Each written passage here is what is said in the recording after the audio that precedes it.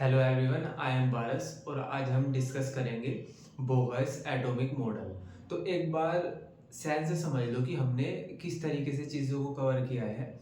हमने सबसे पहले मॉडल पढ़ा था थॉमसन मॉडल, ठीक है। फिर हमने पढ़ा था रदरफोर्ड मॉडल, ठीक है। अब रदरफोर्ड मॉडल की जो लिमिटेशंस थी वो मेजरली वैसे तो बहुत सारी थी, पर जो दो सबसे ज़्यादा इम्पोर्टेंट थी वो थी कि जो रदरफोर्ड थे उन्होंने इलेक्ट्रोमैग्नेटिक रेडिएशन के बारे कुछ नहीं बताया था, ठीक है।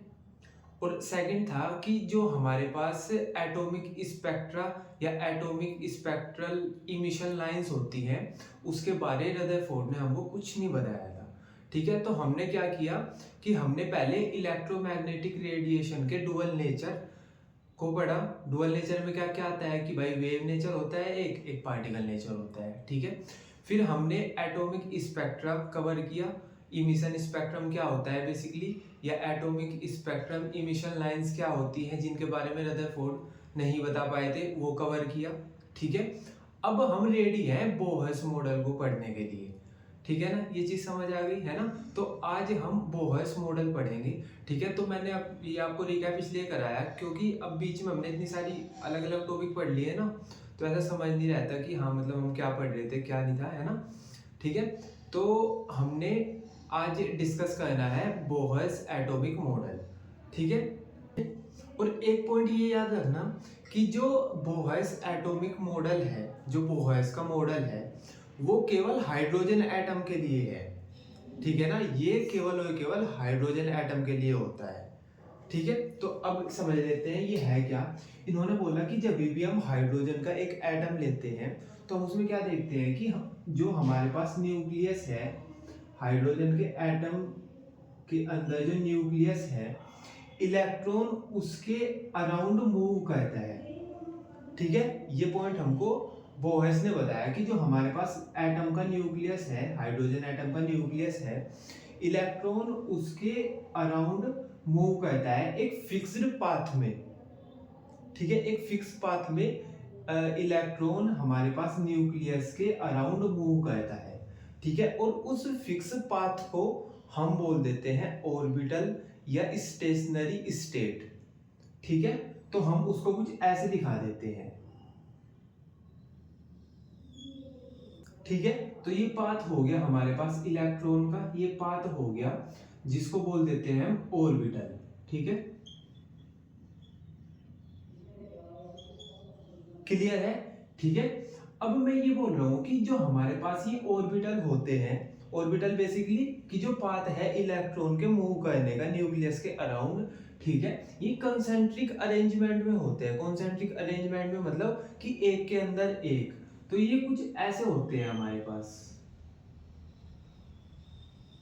भाई ये एक ऑर्बिटल हो गया, ठीक है, ये दूसरा हो गया, ये तीसरा हो गया, ठीक है। तो ये जो बेसिकली अरेंजमेंट है इसको हम कॉन्सेंट्रिक अरेंजमेंट बोल देते हैं ऑर्बिटल्स का। क्लियर है, ठीक है ना, है ना। अब हम ये बोलते हैं कि हम ये जो ऑर्बिटल्स हैं इनको नंबर दे देते हैं। भाई जैसे मैंने इसको दे दिया n इज इक्वल टू 1, क्योंकि ये फर्स्ट वाला ऑर्बिटल है, ठीक है। ये हो गया n इज इक्वल टू 2, ठीक है। ये हो गया n इज इक्वल टू 3, ये हो गया n इज इक्वल टू 4, ठीक है। तो हमने ऐसे ऑर्बिटल्स को या स्टेशनरी स्टेट, बात एक ही है, इनको हमने नंबर्स दे दिए, ठीक है। और इसको बोलते हैं हम प्रिंसिपल क्वांटम नंबर, ठीक है। इनको बोल देते हैं हम प्रिंसिपल क्वांटम नंबर, ठीक है।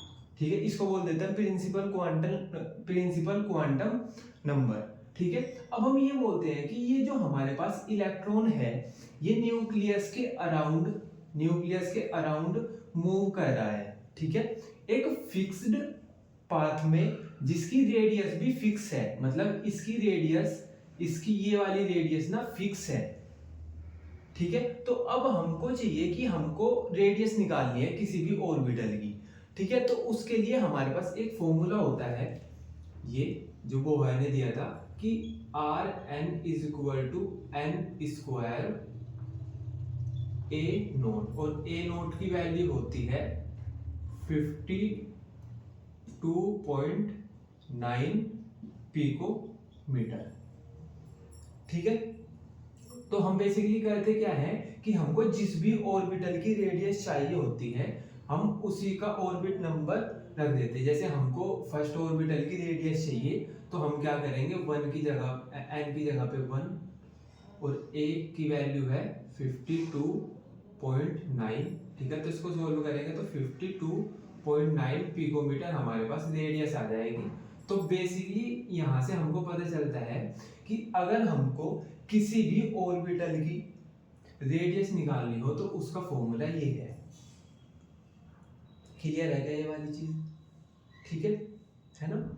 अब सेकेंडली हम ये देखते हैं कि जो हमारे पास एनर्जी है किसी भी ऑर्बिटल्स की, क्योंकि अभी हमने एनर्जी इतना डिस्कस किया ना कि हम एनर्जी भी देखेंगे अभी। ठीक है, अब होता क्या है कि हमारे पास जैसा इलेक्ट्रॉन हम किसी भी एटम के ऊपर एनर्जी डालते हैं तो इलेक्ट्रॉन एनर्जी एब्जॉर्ब कर लेता है और वो अपने ग्राउंड स्टेट से एक्साइटेड स्टेट में चला जाता है ना। अब ग्राउंड स्टेट की एनर्जी कम होती है, ठीक है, जब उसके पास एनर्जी आई तो वो उसको एब्जॉर्ब करके एक्साइटेड स्टेट में चला गया।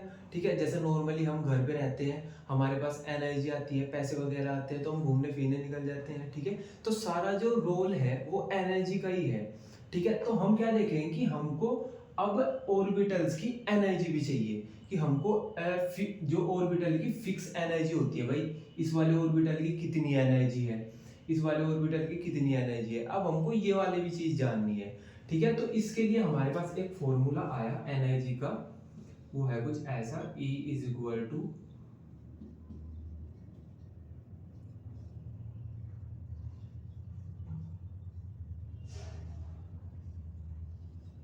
ये। ठीक है, तो ये फॉर्मूला हमको बताता है कि हमारे पास जो भी ऑर्बिटल है, जो भी जैसा कोई भी ऑर्बिटल है, जैसे सेकंड ऑर्बिटल ले लो, है ना, हमको इसकी एनर्जी फाइंड आउट करनी है। तो सिंपल हमने n की वैल्यू 2 रख देनी है। ठीक है, और RH क्या है, रेडबर्ग कांस्टेंट। ठीक है, जैसे इसकी जो हमारे पास RH की वैल्यू होती है,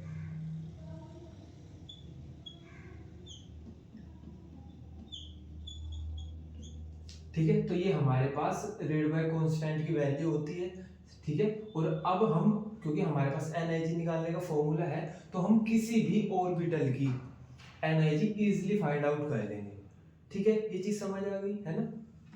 अब हमने एक चीज पे बहुत ज्यादा ध्यान दिया है कि इलेक्ट्रॉन ग्राउंड स्टेट में था, उसके पास एनर्जी आई, वो एक्साइटेड स्टेट में चला गया।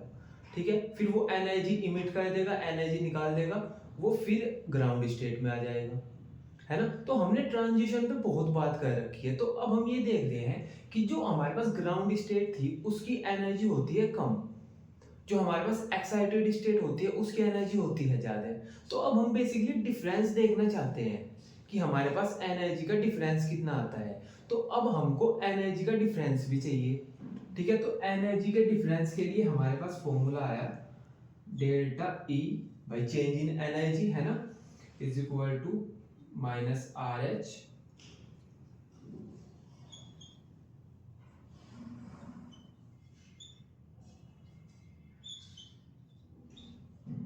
ठीक है, ये आ गया हमारे पास एनर्जी में चेंज। ठीक है, एनर्जी डिफरेंस अगर हमको निकालना हो, क्योंकि भाई इलेक्ट्रॉन है वो ट्रांजिशन कर रहा है, ग्राउंड एनर्जी लेके ग्राउंड स्टेट से एक्साइटेड स्टेट में चला जाएगा। पहले एनर्जी कम थी, अब एनर्जी ज्यादा होगी, फिर एक्साइटेड स्टेट से ग्राउंड स्टेट पे आएगा तो फिर से एनर्जी कम हो जाएगी। तो हमको बेसिकली डिफरेंस कैसे पता चले, ठीक है, तो उसके लिए हमारे पास ये फॉर्मूला आ गया। ठीक है, ये चीज क्लियर हुई क्या, है ना। ठीक है, अब तीसरा पॉइंट ये है कि ये जो हमारे पास बोहर्स मॉडल है, जो हमारे पास बोहर्स मॉडल है वो ओनली हाइड्रोजन एटम के लिए है। हाइड्रोजन एटम मींस कि भाई जो हमारे पास हाइड्रोजन एटम है उसमें केवल एक इलेक्ट्रॉन होता है। ठीक है ना, हाइड्रोजन एटम के पास ओनली एक इलेक्ट्रॉन होता है। ठीक है, तो ये जो बोहर्स मॉडल है ये ओनली उन एटम्स पे काम करता है जिनके पास एक ही इलेक्ट्रॉन है। ठीक है, तो अब नॉर्मल सा आप ये समझो कि जैसे मैंने बोल दिया कि जो हमारे पास ये बोहर्स मॉडल है ये हाइड्रोजन के लिए होता है और हाइड्रोजन के पास केवल एक इलेक्ट्रॉन होता है। ठीक है, तो अब थोड़ा सा दिमाग लगाओ। अब ऐसा तो बोल नहीं देना कि भैया दिमाग तो है नहीं, दिल है वो भी लगा लिया। अब यार वहां तक नहीं जाना था, तुम सुनो, कुछ नहीं लगाना तुम्हें, बस थोड़ा सा देख लो एक बार, देख लो एक बार, है ना। तो क्या कहना है कि हमको ये बताया कि जो हाइड्रोजन एटम होता है उसके लिए बोहर्स मॉडल है और हाइड्रोजन एटम में केवल एक इलेक्ट्रॉन होता है। तो ये बोहर्स मॉडल उन स्पीसीज पे काम कर जाता है जिन एटम्स के पास केवल एक, जैसे एग्जांपल देखो हाइड्रोजन है, इस पे 1 इलेक्ट्रॉन होता है बस। अब अगर मैं बात करूं हीलियम की, ठीक है, तो He पॉजिटिव की बात कर रहा हूं मैं, तो हीलियम का एटॉमिक नंबर है 2, तो इस पे 2 इलेक्ट्रॉन होंगे और उनमें से एक इसने डोनेट कर दिया किसी को। ठीक है, तो कितने कितने इलेक्ट्रॉन बच गए इसके पास, 1 इलेक्ट्रॉन। ठीक है, अब अगर मैं बात करूं लिथियम की, इसका एटॉमिक नंबर है 3। ठीक है, तो इलेक्ट्रॉन कितने होंगे इस पे, 3, 2 इसने दे दिए किसी को। ठीक है, तो कितने बच गए, 1। ठीक है, अगर मैं बात करूं बेरिलियम की, एटॉमिक नंबर कितना होता है इसका, 4, तो मींस 4 इलेक्ट्रॉन है इस पे। ठीक है, और मैं बोल रहा हूँ कि Ba+3 की बात कर रहा हूँ, तो 3 इलेक्ट्रॉन इसने किसी को दे दिए, है ना, तो कितने बच गए, 1 इलेक्ट्रॉन। ठीक है, तो ये इतनी सारी स्पीसीज वो हो गई कि जिनके पास ओनली 1 ही इलेक्ट्रॉन है। तो इन स्पीसीज पे भी बोहर मॉडल काम करेगा। ठीक है, तो जो जो जो हमको बोहर मॉडल से पता चला है कि रेडियस कैसे निकाले, हम इनकी भी निकाल सकते हैं, इनके ऑर्बिटल्स की भी रेडियस निकाल सकते हैं। ठीक है, एनर्जी कैसे फाइंड आउट करें, हम इनकी भी, भाई एनर्जी फाइंड आउट करने का फॉर्मूला ये है, पर ये हाइड्रोजन एटम के लिए था। ठीक है, लेकिन हमने देखा कि यार ये भी सिमिलर ही है हाइड्रोजन जैसे, क्योंकि इन पे भी 1 1 इलेक्ट्रॉन है। ठीक है, तो हम इसी फॉर्मूले से इन सब की भी एनर्जी फाइंड आउट कर सकते हैं। लेकिन हमको बस हल्का सा चेंज करना पड़ेगा। हल्का सा चेंज क्या करना पड़ेगा, ये जो 1 है ना, ये 1, इसकी जगह पे हम एटॉमिक नंबर लेंगे इन वाली स्पीसीज का। जैसे देखो हमारे पास ये है, तो हम यहाँ पे लेंगे एटॉमिक नंबर का स्क्वायर और अपॉन n स्क्वायर। अब जो भी स्पीसीज है, आप मान लो हमारे पास हीलियम का हमको एनर्जी निकालनी है ऑर्बिटल्स की, तो हम जेड की जगह पे हीलियम का एटॉमिक नंबर रख लेंगे जो कि 2 होता है, तो हम इसको 2 को यहाँ पे रख लेंगे और सिंपल भाई ये ऑर्बिटल का नंबर है ना, एनर्जी फाइंड आउट हो जाएगी। ठीक है, ये पॉइंट्स क्लियर हो गए क्या आपको। ठीक है, तो फर्स्ट में हमने रेडियस निकालने का फॉर्मूला देखा, फिर हमने देखा कि हमारे पास एनर्जी कैसे निकाले ऑर्बिटल्स की, फिर हमने एनर्जी में चेंज देखा कैसे निकाले। ठीक है, फिर हमने फाइंड आउट करना था जो अदर हाइड्रोजन जैसी स्पीसीज होती है उनकी एनर्जी कैसे निकालने, तो उनकी एनर्जी ऐसे निकल जाएगी। ठीक है, तो अब जब हमको इतनी सारी चीजें पता चल गई है ना, तो अब हमको फ्रीक्वेंसी भी चाहिए कि जो हमारे पास रेडिएशन है उसकी फ्रीक्वेंसी क्या होती है। ठीक है, अब हम उस फ्रीक्वेंसी को कैसे फाइंड आउट करें उसका भी फॉर्मूला चाहिए। पर नॉर्मल सी चीज़ है, हमको जैसा किसी के इंसान के बारे में पता लगाना, तो वो उसकी फीलिंग्स क्या है इंसान की, है ना, तो वो हमें इंसान के बारे में पता चल जाएगी, उसका बिहेवियर क्या है ना, तो उससे हमको इंसान के बारे में पता चल जाएगा। ठीक वैसे ही अगर हमको रेडिएशन के बारे में पता चलाना, तो हमको उसकी फ्रीक्वेंसी देखनी पड़ेगी कि भाई इसकी फ्रीक्वेंसी क्या है, तभी हमको रेडिएशन के बारे में पता चलेगा। ठीक है, तो अब ये पॉइंट भी इम्पोर्टेंट हो गया कि अब हमको फ्रीक्वेंसी भी चाहिए किसी रेडिएशन की, क्योंकि ये चीज क्लियर हो गई है ना। ठीक है, तो हमारे पास जो फ्रीक्वेंसी फाइंड आउट करने का फॉर्मूला आया जो बोहेस ने दिया वो था ये, E is equal to H nu delta E. ठीक है, तो change in energy is equal to H nu, तो nu is equal to delta E upon H. H क्या है, प्लांक कांस्टेंट, तो यहां से हमारे पास फ्रीक्वेंसी फाइंड आउट हो जाएगी। ठीक है, तो यहां से हम फ्रीक्वेंसी फाइंड आउट कर लेंगे। क्लियर है क्या ये वाली चीज। ठीक है, अब एक लास्ट और देख लो। लास्ट हम क्या कहते हैं कि हमको एंगुलर मोमेंटम चाहिए, ठीक है, एंगुलर मोमेंटम, ठीक है। तो उसका फॉर्मूला होता है हमारे पास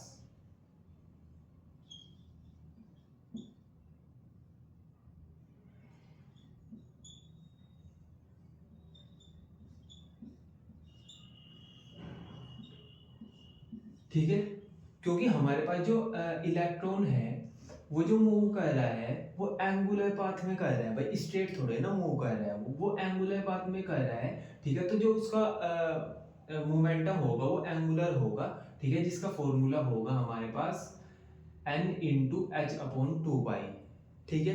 ये वाली पॉइंट क्लियर हो गया क्या? ठीक है, अभी हम इन सब चीज़ों को पॉइंटों में लिखेंगे, ठीक है, एक बार आप समझ लो बस, ठीक है, ये चीज हो गई, ठीक है। तो 5 पॉइंट तो ये बताए हमको जो बोहेस मॉडल ने, ठीक है, 5 पॉइंट तो ये बता दिए। 6 में उन्होंने उन्होंने क्या किया, 6 में एटॉमिक स्पेक्ट्रल इमिशन लाइंस को, हाइड्रोजन के एटॉमिक स्पेक्ट्रम बोल लो या हाइड्रोजन की जो इमिशन लाइन स्पेक्ट्रम है उसको इन्होंने एक्सप्लेन कर दिया बोहर मॉडल ने, ठीक है। मतलब कि हमने जो फॉर्मूला देखा था वो ये कुछ ऐसा था, 1/λ is equal to RH 1/n। Last video में हमने वेवलेंथ निकालने का फॉर्मूला था ये हमारे पास, ठीक है, एटॉमिक स्पेक्ट्रम जब हम हाइड्रोजन का पढ़ रहे थे, ठीक है। तो ये उसका हमारे पास फाइनली रिजल्ट था जो हमारे पास एटॉमिक स्पेक्ट्रम था हाइड्रोजन का, ठीक है। तो ये वाला ना बोहर्स ने अपने बोहर्स मॉडल में इसको एक्सप्लेन कर दिया, ठीक है, इसका डेरिवेशन करके इसको प्रूव कर दिया, ठीक है। तो ये 6 पॉइंट मिले हमको, ठीक है। तो ये हमारे पास 6 पॉइंट है जो हमको बोहर्स मॉडल ने बताए, ठीक है। तो अभी तक मैंने जितना आपको बताया उसको अभी लिख लेते हैं हम, ठीक है, ठीक है। तो देख लेते हैं इनको कि जो हमारे पास बोहर मॉडल होता है वो बेसिकली हाइड्रोजन एटम के लिए ही है, ठीक है।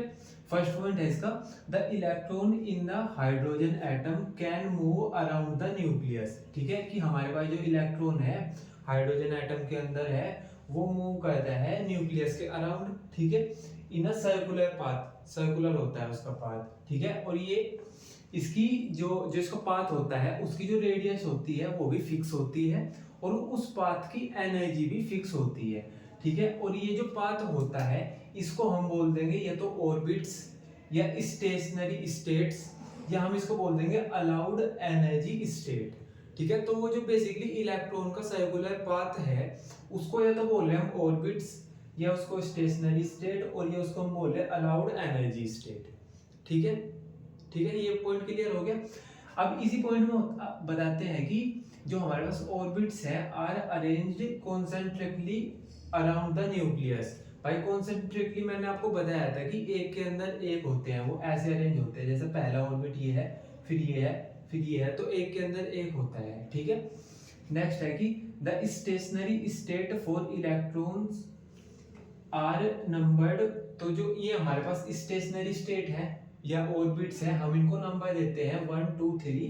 These integral number are known as principal quantum number, ठीक है। तो इन नंबर्स को हम प्रिंसिपल क्वांटम नंबर बोल देते हैं, ठीक है। नेक्स्ट है कि the radius of the stationery states या ऑर्बिट्स आर एक्सप्रेस्ड एज।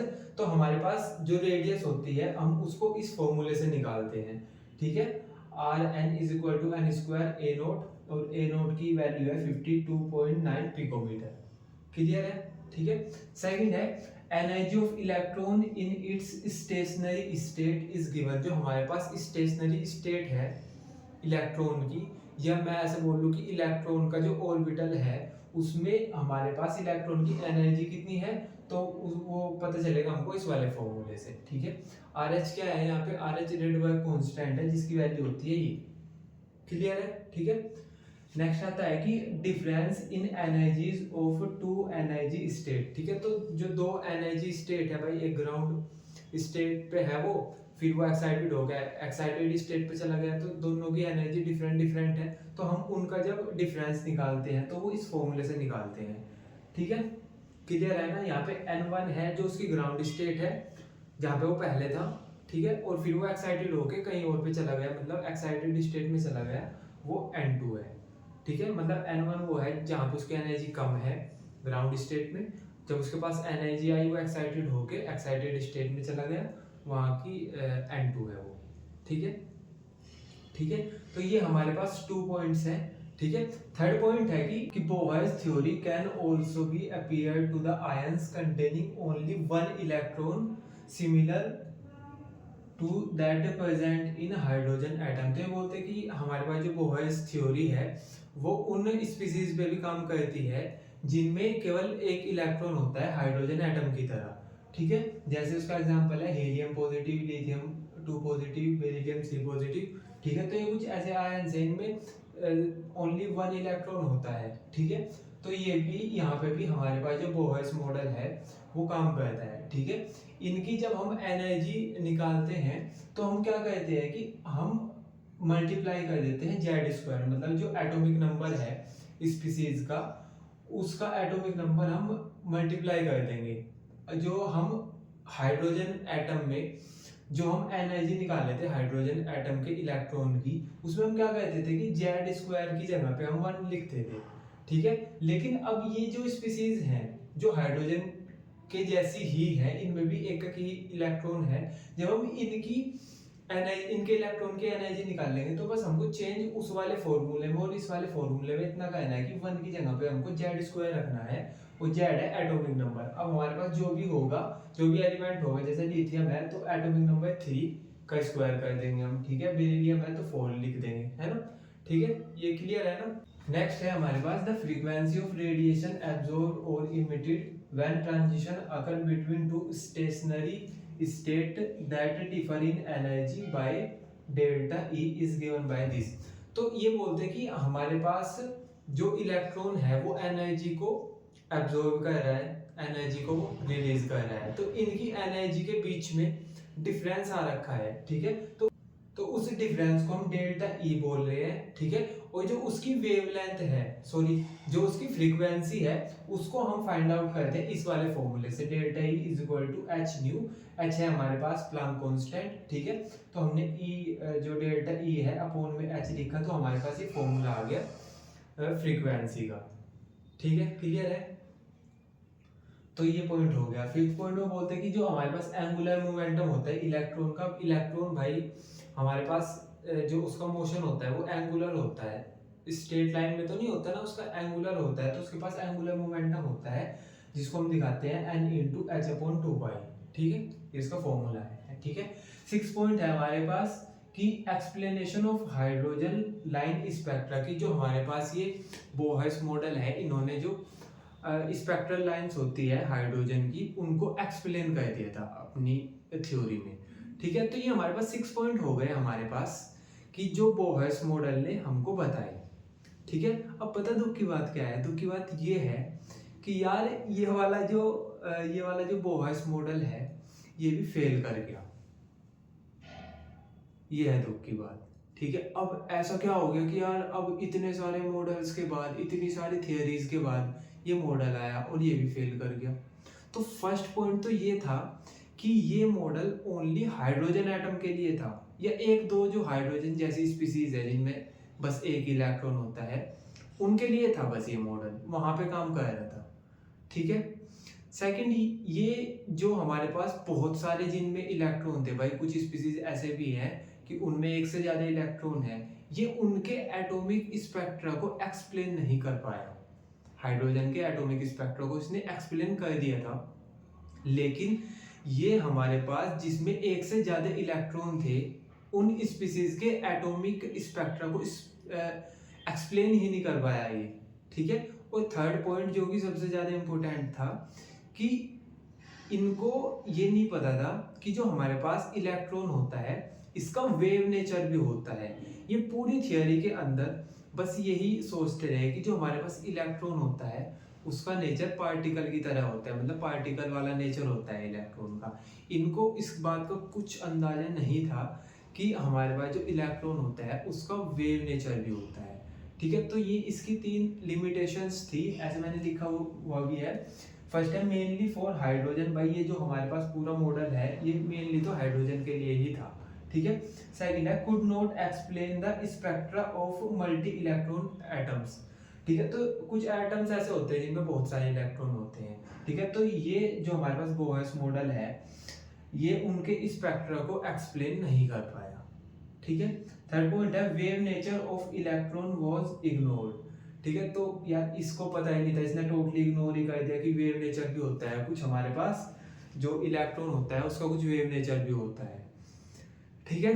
तो अब इतनी सारी चीजें हैं, बोहर मॉडल पढ़ लिया हमने, पूरा कवर कर लिया, वो क्यों फेल कर गया, उसकी लिमिटेशन क्या है ना, वो भी हमने डिस्कस कर लिया और आई होप आपको समझ आ गया होगा, ठीक है ना। तो फिर बाकी हम कल पढ़ेंगे, है ना।